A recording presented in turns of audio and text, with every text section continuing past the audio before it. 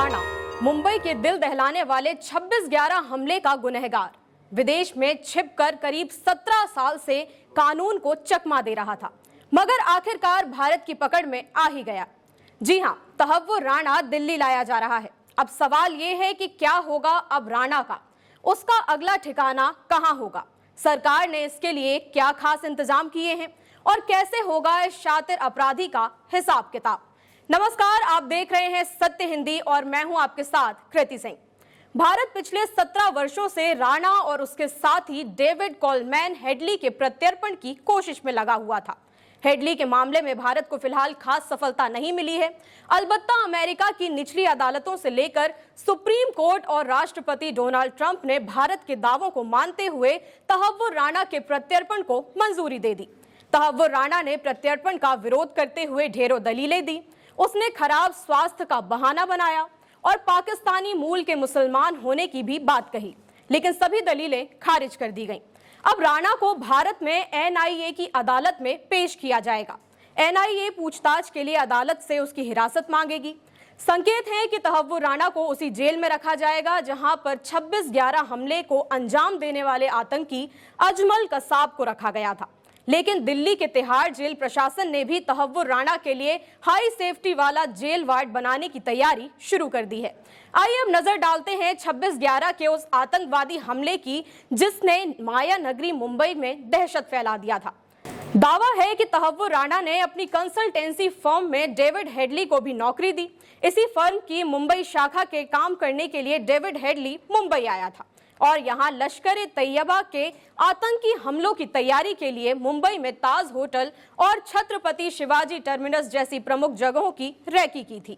Reports की माने तो तहव्वुर राणा ने कंसल्टेंसी फर्म की आड़ में ही डेविड हेडली से रेकी का पूरा काम करवाया। साल 2008 में मुंबई में पाकिस्तान के आतंकी संगठन लश्कर-ए-तैयबा के 10 आतंकियों ने घुसकर शहर भर में हमले किए थे। इन बर्बर हमलों में 6 अमेरिकी नागरिक और 166 लोग मारे गए थे। अमेरिका में पूछताछ के दौरान हेडली ने अभियोजकों को मुंबई हमले की साजिश की पूरी जानकारी दी। इसी के साथ अमेरिका में हेडली राणा दोनों पर दर्ज मामलों की सुनवाई हेडली ने कई खुलासे भी किए।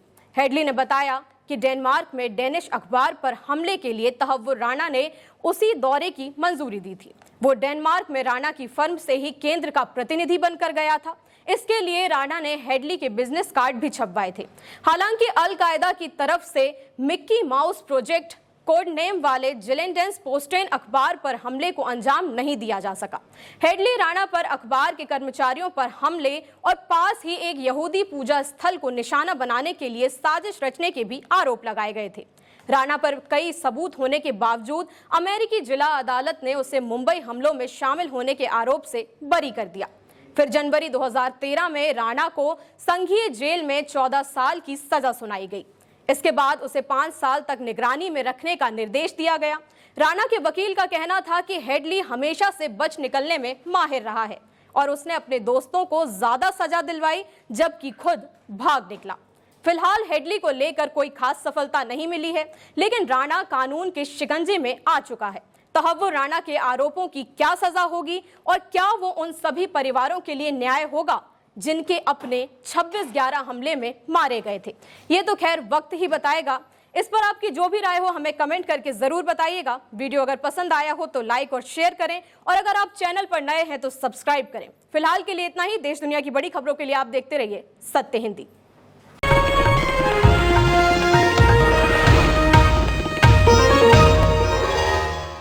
Copyright disclaimer under Section 107 of the Copyright Act 1976. Allowance is made for fair use for purposes such as criticism, comment, news reporting, scholarship, and research. Fair use is a use permitted by copyright statute that might otherwise be infringing.